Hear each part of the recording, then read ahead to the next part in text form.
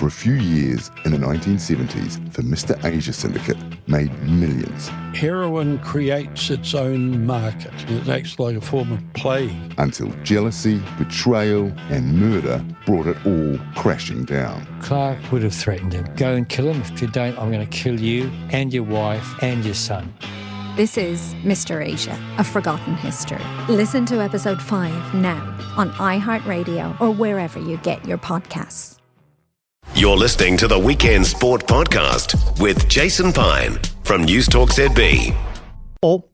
The All Whites, 2 games away from next year's Football World Cup. For the first time, Oceania has direct entry into what will be a 48-team World Cup, co-hosted by the United States, Canada and Mexico. Now, New Zealand play Fiji in Wellington on Friday the 21st of March. If they win that, they would then play the winner of Tahiti and New Caledonia. That's the other semi-final, if you like, which also takes place in Wellington on the 21st of March. The 2 winners play at Eden Park on the night of Monday, March 24th, for a place at the World Cup. The last time the All Whites went to the World Cup was 2010 in South Africa. They got there courtesy of one of the most memorable nights in New Zealand sporting history, a 1-0 win over Bahrain in Wellington on the 14th of November 2009. The All Whites goal scorer that night was Rory Fallon. Here comes Burdos, right-footed out swinger, into the mixer, up they go, hit it! There it is! Get a ball in! Unbelievable! Thomas Piney! Well, we can't hear a thing, but I'm going to tell you, I think it's Rory Fallon who's found the back of the net. The ball came in from Burtos. Rory Fallon rose and headed the ball powerfully past the keeper. Yeah, still so vivid. What are we now, 16 years on, or 15 and a half, 16 years on from that? Rory Fallon is with us on Weekend Sport. What stands out most when you think back to that night, Rory? Just the great memories that I kind of shared with the team, you know, as that whole time was a magical time. Like the 2009 and 10 era was just such a beautiful time in New Zealand football, I felt, you know, and it was a bunch of mates that kind of trained together when they were younger, and they all kind of got to one of the world's biggest stage together, and it was just a beautiful time. It was a different setup back then. You had to play a home and away intercontinental playoff. So you'd been to Bahrain, got a 0-0 draw over there. Do you remember being quite confident heading into the home leg? Yeah, so we were confident going into that game away. We knew that if we just needed a draw, we knew that we could scrap for a draw, and we knew that was going to be a hard game. But we felt that we had enough in that team. It was a team of kind of seasoned professionals in overseas leagues, you know. So we weren't scared. We're good pros. We were tough, and we were hard to beat. And we once we knew that we were going to take them back home, and all we needed to do was get a win, we felt that we could do it. Now, it was a horrible night in Wellington. That won't surprise anybody. But it was a great night for us, though. 100%. Because that's what we wanted. Yeah, we wanted it to be cold, have that wind coming through the stadium, and it was perfect conditions for us. And I've heard a lot of stories from those who were there that right before you walked out onto the pitch, the Bahrain players have come out. They're shivering. They're wearing gloves, trying to stay warm. And you basically just started shouting at your team, these guys don't want it. They don't want to be here. Is that right? Is that what happened? Yeah, I pretty much squared up to them, and I just looked across at them. I was like, look at these guys, like wearing their gloves and their scarves and stuff like that. They're too scared. They don't want this. So the game gets underway. There was a lot more kind of flavoursome language than that as well. I'm trying to keep it PG here. You're sanitising it for radio. I greatly appreciate it. I greatly appreciate it. So, but what about the crowd that night? Because there was this call that went out, hey, Unreal. wear white, and I thought to myself, okay, a few people will wear white. The whole crowd was white, man. What do you remember about the crowd that night?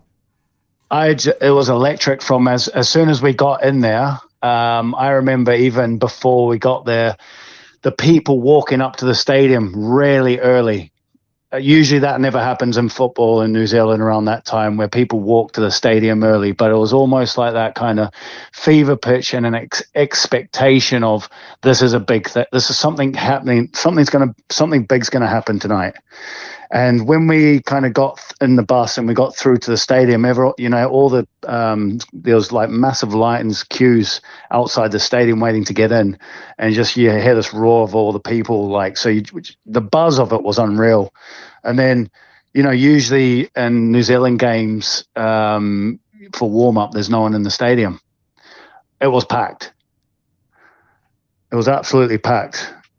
Just brilliant. Yeah, I remember it so well. And just seeing the 82 team walk around, and like the crowd got behind the 82 team, and it just kind of put shivers down your spine, like how magical that was, And then obviously when we walked out, it was just awesome, just to see a white, So it was goalless for most of the first half, right before half time. Talk us through your goal, Rory. What do you remember of it? What stands out most vividly when you think back to it? Sure. Obviously, I remember it was almost like the Barnsley connection with me and Leo, because we played football together in the youth teams and that, and the first team at Barnsley. And he would always whip great balls in for me. And we would always practice those, him whipping balls in for me for my head and stuff like that. We worked on it the night before, and I just remember him stepping up, putting the famous one arm up and just ripping that ball near post. And it was one of them things where it was muscle memory. It wasn't planned. It was a kind of muscle memory thing where it's just like I went into the flow of it, and just thankfully I got a great connection onto it, and there was no chance of saving it. So the ball hits the back of the net. What happens to you physically? Can you actually remember the moment? Because I remember you sprinting off and everybody chasing you, but what are the emotions when the ball hits the net in such a significant match as that? Well, I'm not the fastest, but I could have beaten Usain Bolt. There was so much adrenaline running through me. I don't think Usain Bolt would have kept up with me.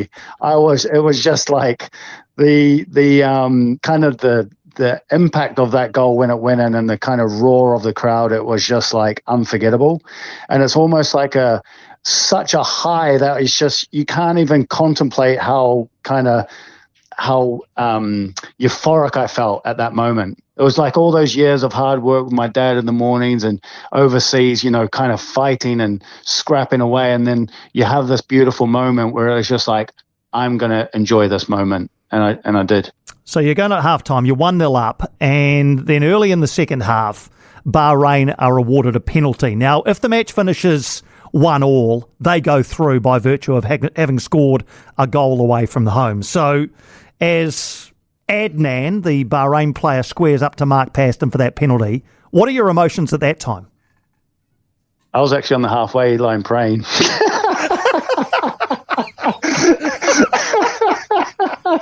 I was literally praying. I actually was praying. It's one of them moments where it's like, oh, this can't happen to us. And it's so typically sometimes New Zealand where it's like we get so close, but we just don't, get there. And it's like, I didn't want that to be that moment for us, because we'd worked so hard to get there, all of us, individually in our own careers and as a team. And to have that moment, because we all knew that there wasn't many goals in that game. It was always going to be a tight game. There was never going to be loads of goals. And so when Pasti saved it, I could have kissed the guy. Incredible. It was just so. It was incredible. It was another moment like my goal, and then that was a kind of iconic moment of the night as well, where the crowd, kind of roared like it was a goal. Yeah. So it was just such a magical moment. But I was like, I was nearly having a heart attack. Well, how were you then? So he saves it, it's 1-0, but there's still quite a bit of the game to go. As you tick past 80 minutes to 85 minutes to 88 minutes, it gets close enough for you to start really believing that you're going to do this thing. What do you remember about the final few moments of the game, and whose voices were the loudest ones out there?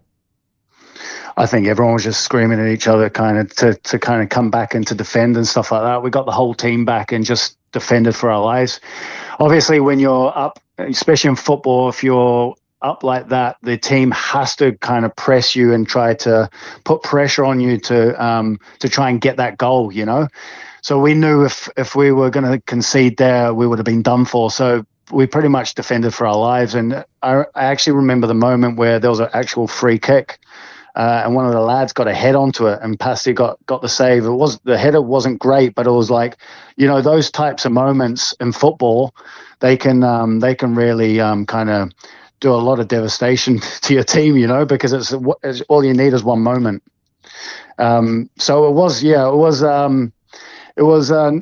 probably the first time in my whole career where I felt complete nerves of, we can't let this slip through our hands because we're so close now. And then the final whistle goes. Euphoria. What happens immediately after the final whistle? For me, it was relief. Yeah. Yeah, it was just pure relief of kind of the whole kind of build up to that, you know, from where we started to that build up to that final whistle. I just fell to my knees, and I was just so thankful that we made it, you know. It was just complete relief. And to be fair, I was like, all the lads were partying that night. I actually had an early night. I was so exhausted, like mentally. The other story I've heard is about the bus trip back from the stadium back to where you were staying around Oriental Parade, and how long that took, because there were so many fans out celebrating, and what they must have clocked that was the New Zealand team bus. What happened along sort of Courtenay Place? Oh, it was packed. We went along the waterway. So, you know, as you go from Sky Stadium or Cape Town, whatever you call it, along the waterway. Yep. And it was packed. It was chock-a-block. And there was a guy running after the bus. He was actually behind the bus on the main road, like running after the bus. And he was there for about 10 minutes. I was like, this guy is like proper, like, he's done well. Like, it's proper sweating up a storm, and everyone's at the back of the bus, like banging on the bus, like all celebrating and that.